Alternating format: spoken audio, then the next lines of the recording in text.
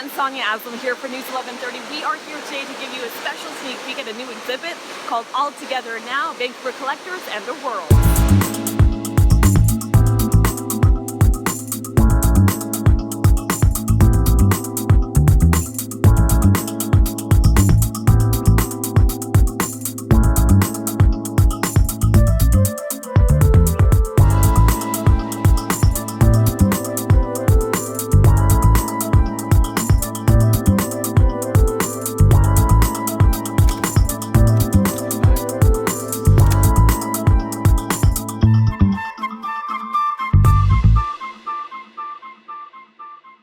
So I'm here with Kyle, who collects pinball machines.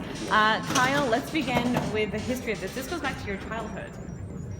Yeah, I kind of grew up in arcades and, with my pals, and we just always found it was like this really cool thing to do after school, and just kind of freed your mind of the mundane school, and we'd always be challenging each other and trying to win free games. That's kind of what the goal is with pinball, is ultimately to get your name on the board or to win free games. So you've been collecting these for quite a few years now, and you're sort of bringing them back to Vancouver. Can you explain that? Yeah, I bought my first game like 21 years ago, and I borrowed my dad's van and drove out to Surrey and brought a game home, and then 2 weeks later I got another one. I had a big room, so in like 3 weeks I had like 4 or 5 machines in my basement. Why corsets? Always been fascinated with corsetry and why women chose to wear them for hundreds of years, and it's interesting to see them coming back into fashion again.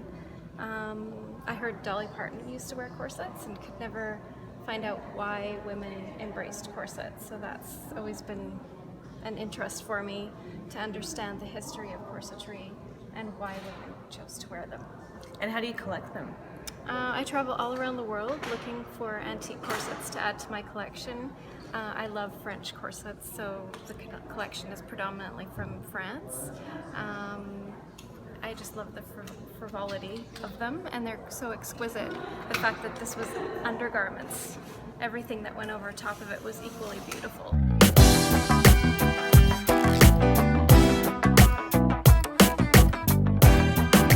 So we're here with an amazing collection of drag queen costumes all down the line. Tell us how you discovered them. Well, these were in my basement. My dad passed away about 10 years ago, and I kind of forgot they were there. And then about 2 years ago, my mom said, "Oh, you got to open this up." And I opened it, and there was just gown after gown, these amazing kind of cow-printed drag queen gowns. And I thought, oh my God. And I knew what this was. And I thought, what am I going to do with them, A? And then also I thought I shouldn't just share, I have to share these because this is such a great story. I didn't really know what to do with them. So this has been an amazing way to get to share them. I'm a certified prosthetist here in Vancouver. I teach into the program at BCIT, teaching prosthetics. And I'm also a very avid collector of kind of the history of prosthetics. And what are you hoping people get away from this? That they learn more about it? I would love if they would take away that, I think with the instant gratification of the internet and all of the YouTube videos and stuff that people pull up, we are really showing a lot of the technology and the high-end functioning prostheses. And those all are a result of the work that was done way back in the day. And I say to the students a lot that the biomechanics of gait are still exactly the same today as they were in the 1700s, 1600s, 1500s, and there were people solving those issues then with the materials and the knowledge that they had of the day. And we're just taking that knowledge now and expanding with new materials and new technologies in order to be able to hopefully provide people with a higher level of function. Well, I was around 12 years old in 1967, and my father was a builder, built houses in Vancouver, and he'd purchased this old house that had been rented out to draft dodgers. They were resisting the draft from the States, would move up to Vancouver, and they had vacated the place, and it went up for sale. My dad bought it, and I went with him on Saturday to check it out, and there was all these psychedelic posters from San Francisco on the walls, and I was just blown away. It was so cool, and it wasn't really anything I'd seen before.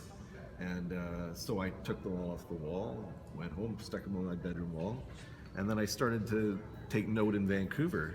The same sort of style was here, and started to look for them. After a show, I'd go to the following year I went to Jefferson Airplane, and I couldn't find a poster for that. Actually, I'm still looking for one. But the same week I went to another show, and I saw the poster on a telephone pole somewhere and took it off and stuck it on my bedroom wall, and then I just kept looking for stuff. And then as I got older, then I was more serious about it, had the money to buy stuff, so I would go to record swap meets and antique sales and just look for stuff. And is that what you do now? It's easy to collect, or? It's hard to find stuff. Like paper memorabilia kind of got thrown away, and people really didn't think of collecting old concert posters. Like when I started collecting, I really didn't know anybody else that did. There's the odd record collector that would pick up a poster because they liked the band and stuff. But for me, I thought it was like one of the few guys that actually did it.